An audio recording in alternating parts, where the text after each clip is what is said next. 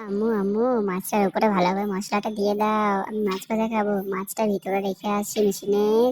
আরে মাছটা, মাছ ভাজা খাবো। আও আও আও। তুমি তো মাছটা রেখে দিয়েছি, আমি লাইটটা জ্বালিয়ে দিই।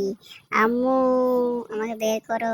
টমির আব্বু, তুমি আজকে মাছ ভাজা খাবে, আমি জুসটা খেয়ে নি। হা হা হা হা হা হা হা। আরে এত আগুনের শব্দ হচ্ছে কেন? আমি দেখি তো।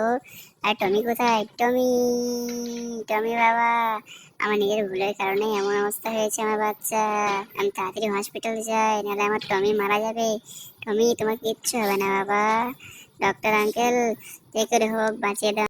হ্যালো টমি বাবা, তুমি এক্ষুনি চলে আসো। টমি কি যেন হয়েছে, যত টাকা লাগে তুমি টমিকে বাঁচিয়ে দাও প্লিজ।